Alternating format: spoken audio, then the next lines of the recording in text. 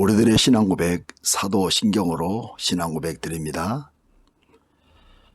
나는 전능하신 아버지 하나님 천지의 창조주를 믿습니다. 나는 그의 유일하신 아들 우리 주 예수 그리스도를 믿습니다.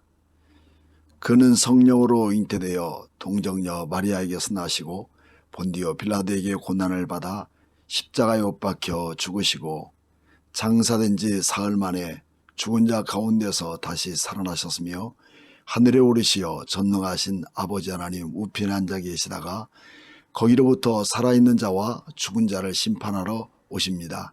나는 성령을 믿으며 거룩한 공교회와 성도의 교제와 죄를 용서받는 것과 몸의 부활과 영생을 믿습니다. 아멘.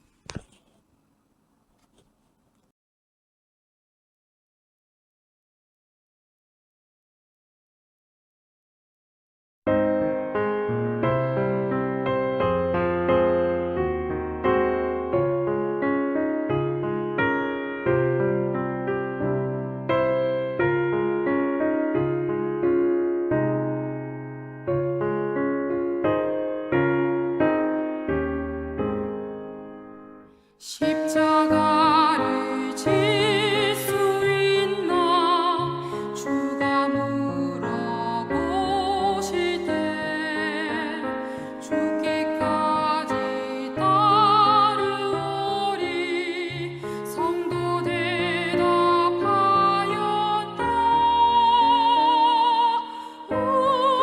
우리의 심령 주의 것이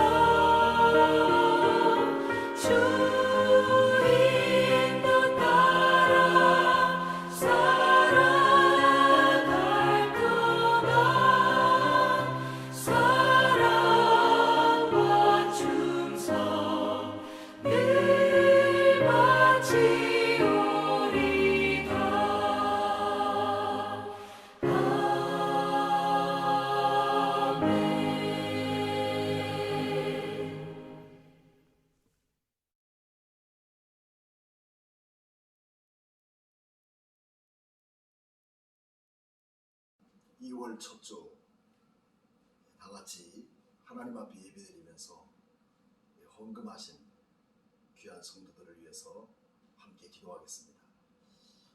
전능하시고 살아계신 우리 하나님 아버지, 이렇게 코로나의 장기간 동안의 어려움 속에서도 우리 하나님 아버지 앞에 거룩한 헌금을 드리며 주의 나라 위에 헌신하는 살아오는 성도들의 손길을 여호와 하나님은 보셨습니다. 내가 너를 도무지 알지 못하겠다는 주님의 사인 받는 자 되지 말게 하시고, 어려울 때 마음과 뜻을 다하여 같은 마음을 품을 때 주님 반드시 우리에게 흐리지 않고 갚아주시는 우리 하나님의 손길이 귀한 성도들에게 함께 있기를 원합니다. 귀한 헌금을 통해서 하나님의 교회와 나라가 더욱 든든히 세워지게 하시고, 이 땅 가운데 세상과 다른 교회로서의 사명을 감당할 수 있도록 은혜를 베풀어 주시고, 성도들의 모든 삶 속에 필요한 것들을 채워주시는 능력이 되게 하옵소서. 오늘부터 베드로전서 속에 담겨있는 귀한 말씀 함께 나아갈 때 우리의 영혼이 새로워져 가며 성숙한 그리스도인으로 살아갈 수 있게 은혜를 베풀어 주시옵소서. 흩어진 세상과 같은 인생의 삶이 아니라 어떤 고난이 와도 우리에게 선한 양심을 갖고 그리스도의 본분을 지켜나갈 수 있는 귀한 성도들에게 하나님 축복해 주옵소서. 말씀 속에 역사하신 우리 주님께 감사드리며 살아계신 예수님의 이름으로 축복하며 기도하옵나이다. 아멘.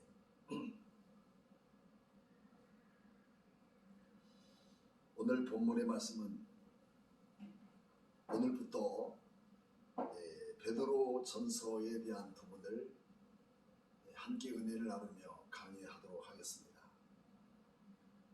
오늘 본문은 서론으로서 베드로전서 1장 1절과 2절 말씀만 우리 함께 보도록 하겠습니다. 베드로전서는 엄밀히 말하면 십자가 신학입니다. 십자가 신학은 위로부터 내리는 하나님의 능력이지만, 또 때로 우리는 이 땅에서 우리가 십자가를 지고 가고 또 십자가 앞에 선 참된 성도의 삶을 살아가야 된다는 것을 우리에게 말씀해 주고 있습니다. 베드로전서를 우리가 따라가다 보면 하나님의 의로우신 그런 고난을 만나게 됩니다. 그 고난 속에서 우리가 어떤 성도의 본분을 지켜나갈 것인가 하는 것에 큰 관심을 갖게 되어야 합니다. 누구나 고난을 통해서 그 사람이 됨됨이 되고 고난을 통해서 성숙해 가는 부분이죠. 여러분, 십자가라는 것은 쉬운 일이 아니잖아요. 또 그냥 십자가는 남들이 지니까 나도 진다는 그런 표면적인 생각을 갖는 것도 아닙니다. 누구에게나 이와 같이 십자가에 대한 아픔과 고통스러운 부분들을 갖고 있지만, 그 십자가를 질 때, 그 십자가를 경험할 때, 그런 고난을 경험할 때 내가 그 고난 속에서 어떻게 인생을 바르게 살아가야 할 것인가 하는 주된 목적을 바로 갖지 못한다면 우리는 좋은 그리스도인으로서 살아갈 수 있는 길들을 놓쳐버리게 됩니다.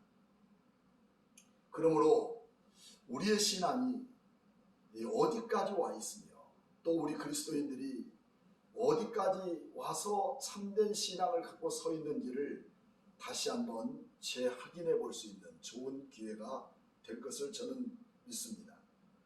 이런 믿음과 신앙으로 끝까지 우리가 이 땅을 향해서 가다 보면 우리 인생의 종착역 그곳은 우리 주님이 우리를 통해서 예비해 두신 거룩한 주님의 나라, 또 하나님의 빛나고 영광스러운 그 천국 백성으로 살아가는 그 기쁨의 그날이 반드시 여러분과 저에게 함께 올 것을 확신합니다. 베드로전서의 배경은 사도행전 7장에 보면 스데반의 사건이 나옵니다.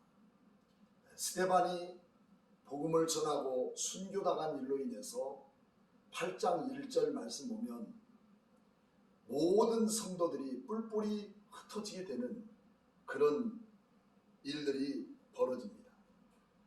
그래서 그들은 그런 핍박 속에 유대와 사마리아 모든 땅으로 흩어지게 되었고, 또 10장을 통해서 베드로는 처음으로 고넬료라는 그런 백부장을 통해서 그 가정을 구원시키는 이방인의 구원 사역을 이루게 되는 그런 사건이 등장되게 됩니다. 사도 베드로가 이처럼 흩어진 교회들에게 서신을 썼다는 그런 것으로만 단정 짓는 것이 아니라 베드로전서를 통해서 수준 높은 성도들의 그런 새로운 인생을 경험해야 된다는 사실을 베드로전서는 못 박아두고 있습니다.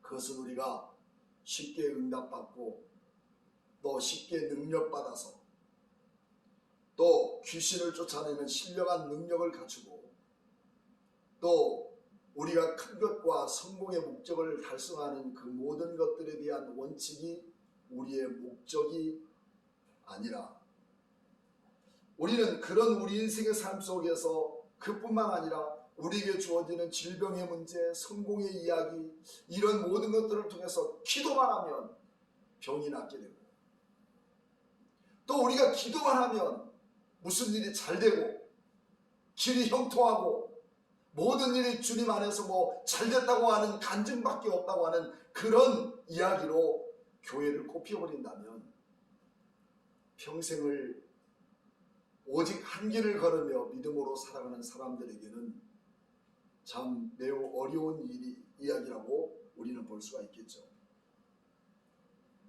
그러므로 우리는 이러한 중대한 관심 속에서 진짜 복음은 병 낫고 잘 되고 또 귀신이 쫓겨나가고 그래서 능력 있고 또 비대해지는 그런 부분에서만 우리가 초점을 맞춘다면 우리는 세상에서도 수없는 일들이 벌어지고 있는 부분입니다. 그러나 진짜 참된 성도와 참된 교회는 오직 우리의 심령과 삶이 변화되는 것입니다. 우리의 심령이 바뀌고 우리의 심령의 삶이 달라진다면 무엇으로? 복음으로 말미암아 주님을 만나고 주님을 따르고 주님의 삶을 살아갈 때 그 속에는 내가 하는 게 아닙니다. 내가 대단한 성공 이야기를 만들고 내가 대단한 귀신을 쫓아내고 내가 능력받아서 어떤 일을 행하는 그 자체를 말하는 게 아니라 주님이 하십니다. 그 주님이 우리를 이루어가신다는 사실을 우리는 알아야 됩니다. 그래서 내 자신이 주님 것이 되어야 된다는 거죠. 내가 주님의 삶을 사는 것입니다.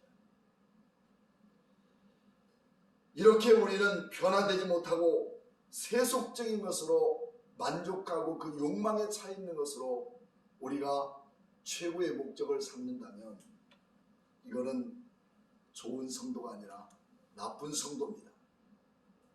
우리 분명히 그런 부분들을 알아야 됩니다. 그래서 베드로전서의 목적은 교회가 그냥 또 우리 모든 성도가 이 세상 속에서 어떻게 참된 신앙을 갖고 이 세상을 지나가야 하는가. 언젠가도 우리는 여기에 머물 수만 있지 않습니다. 우리는 지금 흘러가고 있고 지나가고 있는 겁니다. 지나가는 동안에 내가 어떻게 지나가겠냐는 것이죠. 여러분, 지금까지 여러분들이 살아오면서 어떻게 살아오셨나요? 또 어떻게 지금 지나고 있나요? 오늘 우리는 베드로전서를 통해서 내가 험한 세상 가운데 참된 그리스도인으로 살아가면서 어떻게 오늘 이 시간을 흘러가고 있고 어떻게 이 세상 가운데 나라는 존재가 믿음으로 살아가고 있는가를 점검해 줄 수 있는 좋은 기회가 될 것입니다. 그러므로 처음부터 우리는 교회와 성도는 세상과 다르다는 것을 우리 가슴속에 굳게 못 박아 두시길 바랍니다. 우리는 세상과 같지 않습니다. 교회는 세상과 다릅니다. 성도는 세상 사람과 다르다는 것입니다. 이 부분을 우리에게 굳게 못 박아두어야 할 필요가 있습니다. 세상 속에서 우리 하나님은 우리를 불러내셔서 주님의 거룩한 목적을 삼고 그 나라를 위하여 하나님의 거룩한 일들을 감당하라고 우리를 불러서 내셨기 때문에 오늘 여러분과 저는 세상과 다른 것입니다. 그것을 우리는 복음이라고 그렇게 말합니다. 교회들이 현세적인, 즉 인간적인 욕구의 틀에서 벗어나지 못하고 늘 우리의 욕구와 현재적인 또 현세적인 모든 틀 안에서 함께 가고 있다면 우리는 진정한 복을 잃어버리고 사는 성도가 될 것입니다. 물론 복음이란 현세적이고 또 하나님의 임재와 하나님의 치유의 진정한 회복을 선포하는 것도 복음입니다. 그렇지만 모든 것을 복받았다 할지라도 우리가 가장 중요한 죄의 결과가 오늘 나에게 그대로 남아있다면 세속적인 모든 부분들을 내가 그대로 갖고 오늘 교회에만 와서 산다면 이는 성도가 아닙니다. 이는 사망의 결과를 낳게 될 것입니다. 하지만 오늘 우리는 요한복음에서 말씀하고 있는 것처럼 요한복음에서는 우리의 삶 속에서 갖가지 모든 기적을 말하지 않습니다. 기적이라고 하는 미라클을 말하지 않고 거기 요한복음에서는 표적이라고 하는 사인을 말합니다. 우리에게 이루어지는 것은 내가 기적을 이루는 것이 아니고 우리가 기적을 만들어가는 것이 아니라 기적은 우리의 삶 속에서 우연한 것이 아니라 하나님의 새로운 것이라고 말할지라도 주님의 사인이 우리 속에 일하고 있음을 우리는 발견해야 되는 것이죠. 예수 믿으면서 우리는 무한히는 도라고 생각한다면 여러분 우리는 신앙생활을 잘못하고 있는 것입니다. 그래서 예수님을 믿고 예수님을 알아가고 또 그분을 닮아가는 일을 하다 보면 우리는 어느새 나도 모르게 주님의 영광스러운 그 자리에 있게 되는 부분이죠. 그러므로 우리는 세상을 살아가면서 쉬운 길만 능사가 아닙니다. 십자가는 그냥 만들어지거나 그냥 세워진 것이 아니라 그 십자가 속에는 하나님의 엄청난 사랑과 긍휼이 담겨 있습니다. 그 긍휼 속에는 우리가 보이지 않는 고난, 그 보이지 않는 그 고난이 무엇이죠? 하나님이 자기 아들을 십자가에 못 박으면서까지 우리를 사랑했다고 하는 그 큰 사랑이 요한복음 1장 16절 말씀 그대로 고스란히 담겨두고 있는 것 아니겠습니까? 이것이 우리 주님의 사랑입니다. 교회 안에서도 교회를 사랑하고 성도를 사랑하고 하나님을 사랑한다면서 어떤 고난도 감내하지 않고 편의주의와 세상의 안목에 바라보는 그 결과만을 목적 삼는다면 이는 진정한 교회가 될 수가 없고 진정한 성도일 수 없다는 것을 말할 수 있는 것입니다. 그래서 야고보서 1장에 보면 2절 말씀에 그런 말씀이 있죠. 내 형제들아 너희가 여러 가지 시험을 만나거든 온전히 기쁘게 여기라. 그 이유가 뭘까요? 고난을 만날 때 우리가 성숙하게 되고 고난을 만날 때 그 속에 복이 되고 그 속에 하나님의 놀라운 깊은 뜻을 우리로 하여금 나타나게 되는데 그것은 하나님의 사랑을 알게 되는 깊은 뜻이 담겨 있는 것이죠. 여러분 오늘 우리가 코로나를 통해서 보이지 않는 숱한 고난들이 우리의 몸속에 채워지고 있습니까? 누가 알아주지 않고 누가 또 봐주지 않는다고 해서 마음이 아픕니까? 버리십시오. 우리 주님은 아십니다. 우리 주님이 우리에게 축복하시기 위한 사인이 담겨 있다는 것을 우리에게 보여주고 있는 부분이죠. 그러므로 우리는 하나님 앞에 두렵고 떨림으로 구원을 이룰 때 베드로전서는 우리에게 소망으로서 구원을 강조하기 시작하는 이유가 거기 담겨 있는 거죠. 하나님의 나라의 소망이 현세적으로 보여진 그 자체에서 끝을 맺는 것이 아니라 그 고난과 연단 속에 보여지는 하나님의 소망의 그 나라가 반드시 있다는 것을 우리에게 보여주는 거 아니겠습니까?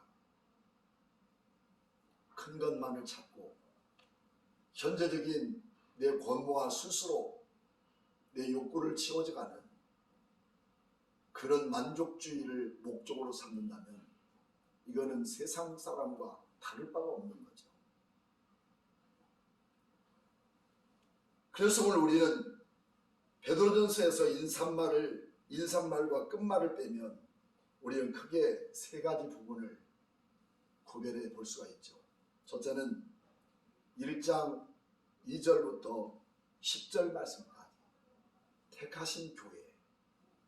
둘째는 2장 11절부터 3장 22절 말씀까지 여행자가 된 교회. 셋째는 4장 1절부터 5장 11절까지를 흩어진 교회라는 주제를 다루게 됩니다. 여러분, 진정한 교회, 진정한 성도가 뭘까요?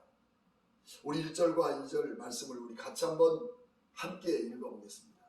예수 그리스도의 사도 베드로는 본도, 갈라디아, 갑바도기아, 아시아와 비두니아에 흩어진 나그네 곧 하나님 아버지의 미리 아심을 따라 성령의 거룩하게 하심으로 순종함과 예수 그리스도의 핏뿌림을 얻기 위하여 택하심 받은 자들에게 편지하노니 은혜와 평강이 너희에게 더욱 많을지어다. 이렇게 말하고 있습니다. 여기에서는 첫 번째로 삼위의 하나님의 이야기를 베드로는 꺼내고 있습니다. 그 이유가 뭘까요? 오늘 이들은 예루살렘의 박해를 통해서 그들은 신앙을 지키기 위해 뿔뿔이 흩어진 그 디아스포라들이 있는 모든 도시 속에서 오늘 여기서 말하고 있는 이 도시는 로마의 위대한 도시들입니다. 그리고 이들은 고향을 버려서 타지에서 체류하며 살면서 그곳에서 외국인 입장인 것을 우리가 주목해 볼 때 외국인으로서 또 신앙을 지키기 위해서 타지에 와서 믿음을 지켜 살아보려고 했지만 그들 속에는 로마라고 하는 거대한 표면적인 도시와 수없는 문화와 그리고 우상을 숭배하는 그 도시 속에서 참된 그리스도인들이 순수하기란 쉽지 않는 것이었죠. 타향에서 살아가는 이 외로움과 그 문화를 극복하고 참된 신앙을 지켜나가기란 여간 쉽지 않는 일을 만나게 된 것입니다. 처음에는 복음에 대한 열정으로 출발했지만 막상 새로운 도시에서 신앙생활하다 보니 참 그 생활과 환경에 익숙해지지 않는 그 수없는 고통을 그들은 경험하게 되죠. 그런 모든 것들이 길어지다 보니까 그들은 첫째, 열심히 벌어서 성공해야 할 것인가?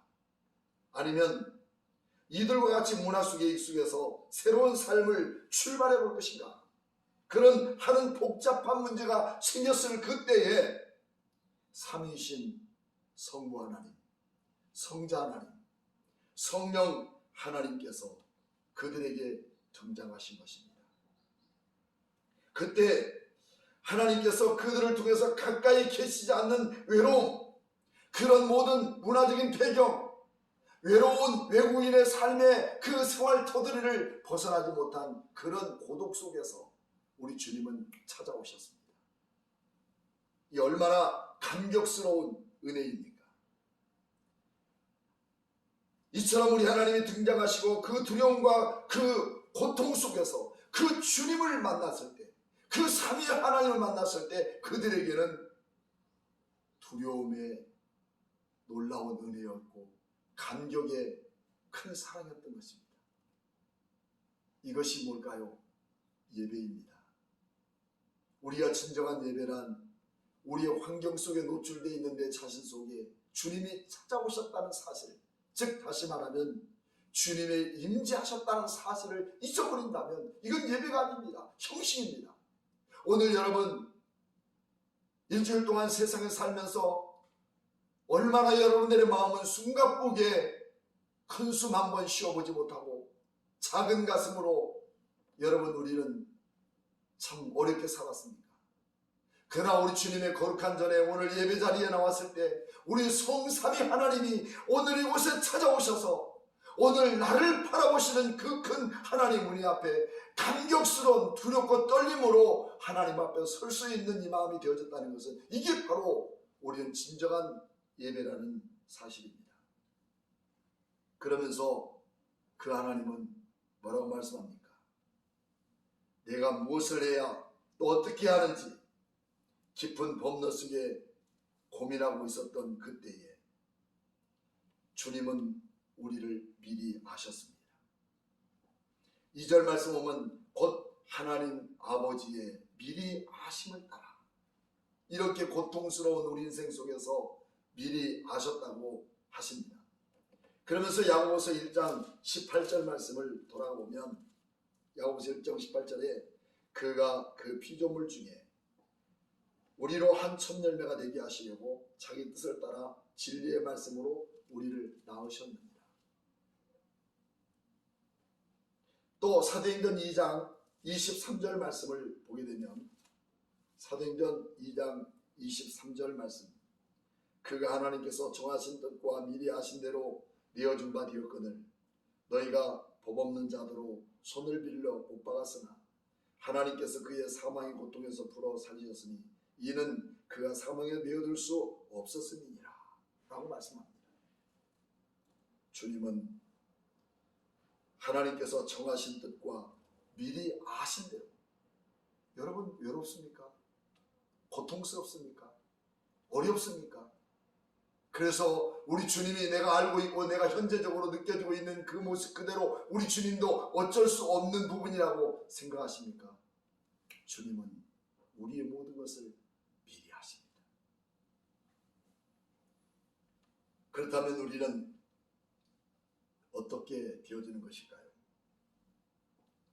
교회를 교회답게 또 성도를 성도답게 세상이 기뻐하는 돈과 물리적인 방법을 갖고 살아가는 그 방법이 우선이 아니라 성령님의 거룩하심과 성령께서 교회들을 세상으로 구별하여 온전히 하나님께 드려지게 되는 바로 그것이 되어야 됩니다. 더욱 간절한 그분만을 의지하고 그분만을 사모하고 그분을 바라보는 이 마음들이 우리 안에 채워져야 되는 것이죠.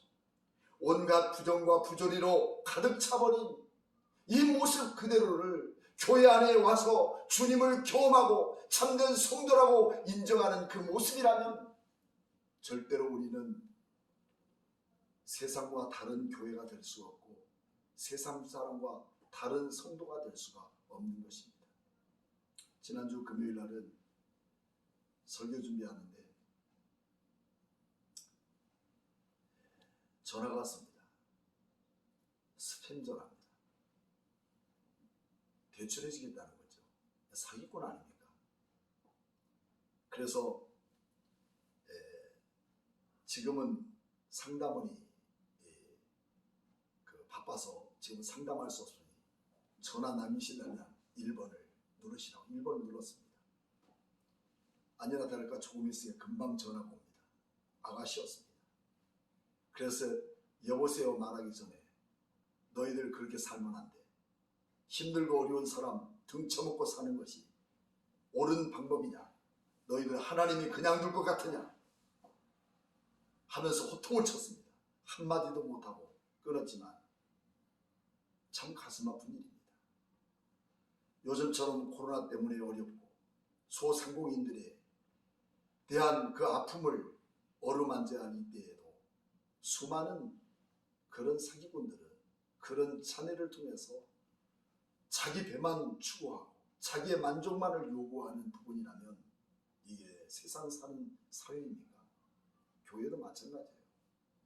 세상에서 하든지 교회 안에 그대로 가지고 와서 내 이익과 내 요구만을 추구하는 것들의 목적이 된다면 이게 무슨 교회입니까? 이게 무슨 성도입니까? 내가 낸 헌금으로 내가 보상받으려고 하고 내가 내 회비로 내가 얻으려고 생각한다면 이게 바른 성도일까요? 주님을 위해서 여러분들은 무엇을 했나요? 우리 주님께서 미리 나를 아시고 나를 찾아오시고 내 번뇌와 그 고민 속에 찾아오신 주님이 나를 통해서 무엇을 하기를 원하시는지를 우리가 아는 그 자체가 정말 귀한 성도 아니겠습니까? 교회 생활하면서 한낱 적금되는 것처럼 살아가는 모습이 되어야 되겠습니까? 저는 목회하면서 어떤 성도들이 1년 동안 11조 헌금한 거 다 돌려달라고 요구하더라고요. 그래서 재정부에 부탁해서 그분의 모든 이름을 입력만 하면 헌금이 얼마 했던 것이 다 나옵니다. 그대로 다 돌려줬습니다. 그러나 절대로 이 방법은 당신 잘못하고 있는 거다. 참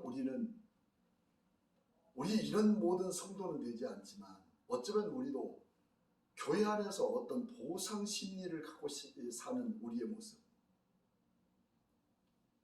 진정한 우리의 보상은 세상적 물질 그 자체를 넘어서 놀라운 구원의 선물에 감사하고 구원의 선물에 기뻐해야 되는 것이 참된 예배입니다.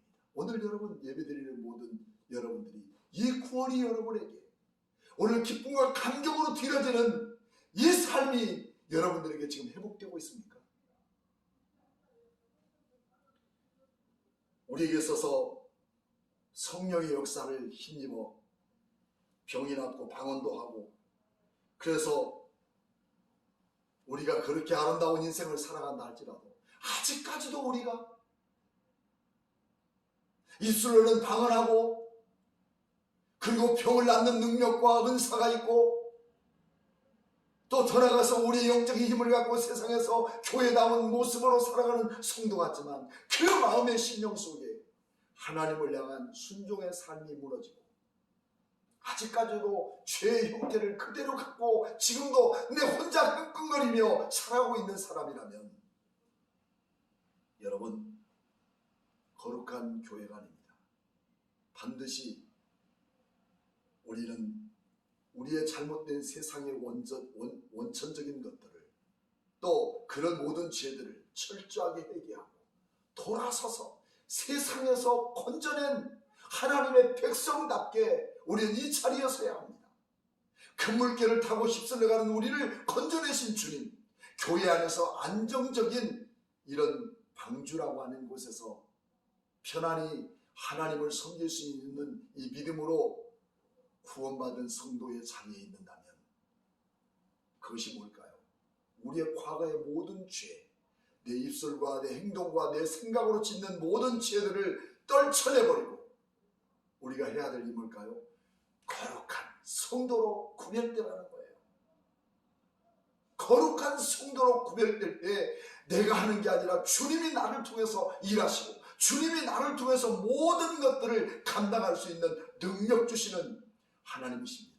그렇지만 아직도 내가 거룩하지 못하고 부정된 모습으로 부정된 생각으로 부정된 입술로 살아간다면 여러분 어떻게 우리가 교회와 세상이 다르며 어떻게 세상 사람과 오늘 여러분들이 다르다고 생각할 수 있을까요? 거룩하시기 바랍니다. 교회는 교회됨의 표지가 거룩입니다. 거룩한 교회는 세상과 같지 않는 것이며 또 섞이지 않는 것입니다. 여러분 명절을 기다리면서 여러분들은 섞였습니까? 무엇이 섞였나요? 그들이 제사드리니까 우리도 제사드리고, 또 그들이 그렇게 사니까 우리도 그렇게 삽니까? 아닙니다. 우리 그리스도인들이 사는 방법을 이 땅에 심어야 되고, 그리스도인들이 거룩하게 사는 모습을 자녀들에게 심겨줘야 합니다. 더 이상 말하지 않습니다. 참된 신앙 생활하는 거 어렵습니까? 아니요. 쉽지만 여러분들이 어렵게 사는 거예요. 왜? 세상을 본받으려고 하기 때문이죠. 세상과 같지 않는 교회, 세상 사람과 같지 않는 성도 되기 위해서 오늘 본문의 말씀에는 순종과 예수 그리스도의 핏보림으로 얻기 위하여 택하심을 받은 자들에게 편지한다고 말합니다. 핏뿌리심을 받은 자들에게 편지한다고 하는 것이죠. 어떻게 보면 우리를 구원하기 위해서 예수님의 피를 흘리셨다는 것이 더 어울릴 것입니다. 그러나 핏뿌림이라는 고유의 표현은 신약에서 오늘 이것밖에 없습니다. 핏뿌림으로. 우리 같이 한번 중간에 읽어볼까요? 성령이 거룩하게 하심으로부터 시작. 성령이 거룩하게 하심으로 순종함과 예수 그리스도의 핏뿌림을 얻기 위하여 너희의 택하심을 받은 자들에게 편지하노니. 이 말씀은 출애굽기 24장 7절 말씀과 8절 말씀을 배경 삼아 기록된 베드로의 그 깊은 신학적인 뜻을 갖고 있습니다. 출애굽기 한번 찾아보도록 하겠습니다. 24장 7절 말씀이 되겠습니다. 24장 7절 말씀 보면 언약서를 기다리다가 백성에게 양도하여 듣게 하니 그들이 이르되 여호와의 모든 말씀을 우리에게 준행하리라. 모세가 그 피를 가지고 백성에게 뿌리며 이르되 이는 여호와께서 이 모든 말씀에 대하여 너희와 세우신 언약의 피니라. 여러분, 언약의 피입니다. 이 약속의 피입니다. 피 뿌림은 우리를 구원하시는 하나님의 분명한 언약의 피가 담겨있다는 부분입니다. 모세를 통해서 그의 백성들에게 언약을 체결하는 장면에서 우리는 피 뿌리며 이르시되 너희에게 언약의 피니라. 여기에서 피 뿌림과 순종으로 이집트에 탈출하여 나오게 되는 거대한 엑소더스, 하나님의 거룩한 나라, 하나님의 백성, 하나님의 이상국가를 만들고 싶었던 하나님의 그 간대하신 꿈을 이루어갈 수 있는 일은 여러분 핏뿌림의 사건밖에 없다는 거예요. 여러분, 오늘 우리가 세상 가운데서 우리가 하나님 말씀을 순종하고 여기에 나와서 감격스러운 참된 예배로 살아가는 가장 큰 틀은 세상을 돌아보지 마시고 세상에 발담그지 마시고 정말 예수 믿기로 살기로 결정했다면 여러분 그렇게 살지 맙시다. 어떻게 이렇게 구원받은 우리가 악의 모양을 버리지 않고 입과 생각과 우리 행동이 더러워져서 어떤 거룩한 예배의 삶을 산다고 볼 수가 있겠습니까? 하나님은 이집트에서 이렇게 고생하던 430년 동안의 험준한 인생을 살아갔던 그 백성들을 구원하기 위해서 하신 딱 한 사건이 뭐라고 말씀하죠? 피 흘림이 아니라 피를 뿌리신 겁니다. 그것은 우리를 향한 하나님의 거대한 엑소더스라는 거죠. 탈출시키신 장면입니다. 그 자리에서 돌아서게 만들고 그 자리에서 새로운 인생을 살게 건져내 주신 하나님의 약속이 있는 은혜가 담겨 있는 것이죠. 오늘 사랑하는 성도 여러분, 저는 오늘 말씀을 마치고자 합니다.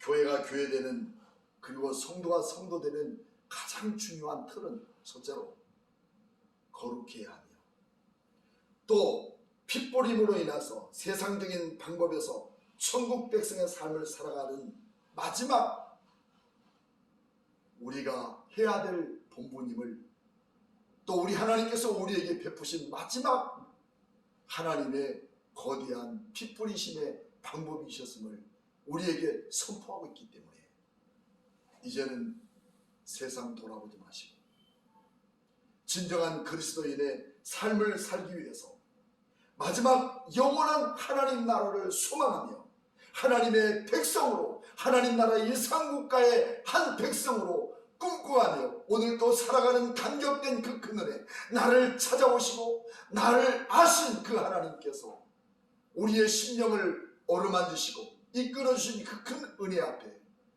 오늘 좀 부족해도, 오늘 좀 모자라도, 여러분 정말 우리는 세상에서 가진 것 없고 돈 없고 출세하지 못했지만 없어서 여러분 비난받고 없어서 갈급하고 없어서 괴롭습니까? 우리는 딱 하나, 가오를 갖고 삽니다. 참된 그리스도인의 관점을 갖고 사는 거예요. 이것이 우리의 가치입니다. 이 가치가 무너지지 않도록 여러분 제발 하나님의 교회 안에서 세상 것 같지 않다고 해서 절망하지 마시고 이미 하나님의 거룩한 백성으로 이렇게 우리를 구원하시고 약속하신 그 큰 하나님 앞에 보람과 감사와 그 큰 소망을 갖고 오늘 선한 양심을 우리 마음속에 담고 떳떳하게 이 세상 한복판을 가로질러 걸어가는 우리 성도 되기를 주님의 이름으로 축복합니다. 기도하겠습니다. 하나님 아버지 감사합니다. 주님의 그 크신 은혜와 사랑으로 우리를 이끄신 주님,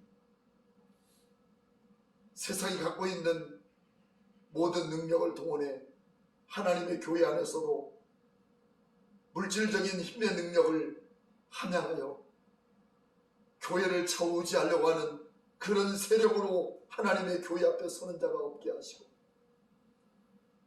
오직 나를 찾아오신 갈급하고 답답한 우리의 영혼을 찾아오시고 주님 미리 하신 나를 향하여서 핏부림의 약속을 베푸신 그 큰 은혜는 우리를 세상 가운데 그저 두지 않으시고 우리를 그곳에서 구출해 주시고 그 모든 타락한 세상 속에서 탈출하게 하신 엑소더스가 담겨있는 그 큰 은혜를 우리가 깨달아서 떳떳하게 자부심을 갖고 확신을 갖고 천국 백성으로 살아갈 수 있는 담력들이 우리에게 세워지게 도와주시옵소서.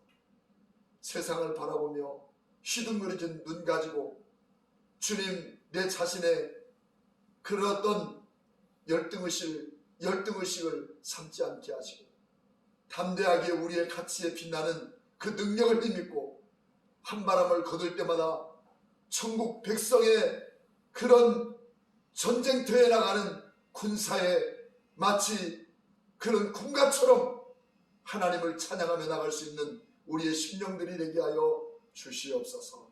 모든 예배를 주님 받으시고 영광 받으신 우리 주님께 감사드리며 살아계신 예수님의 이름으로 기도하옵나이다. 아멘.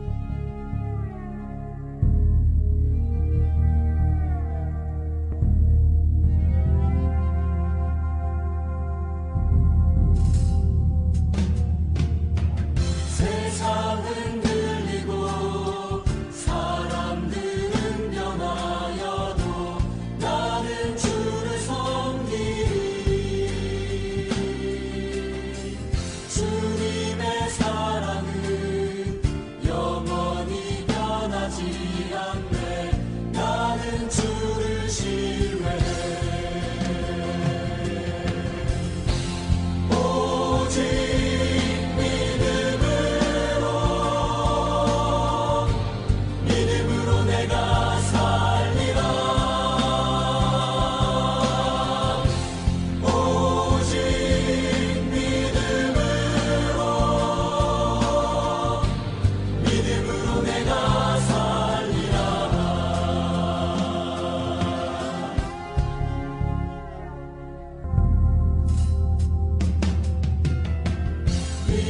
흔들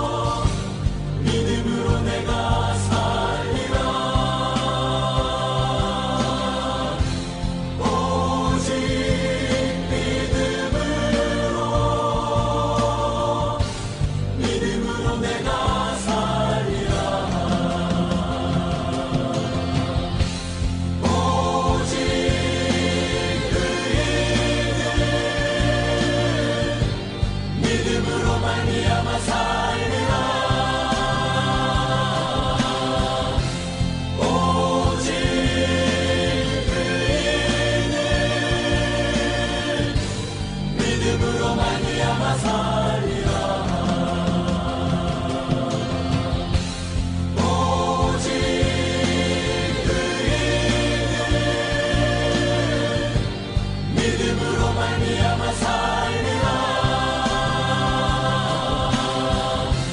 오직 의인은 믿음으로 말미암아 살리라.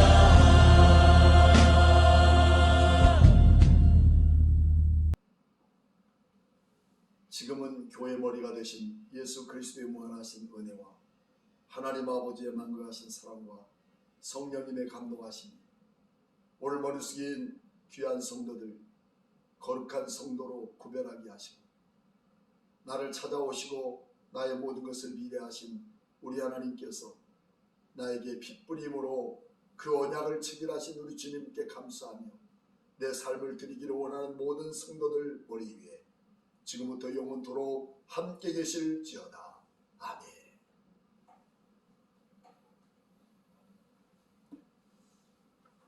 우리 강도사님 앞에 내가 그 설교 시험으로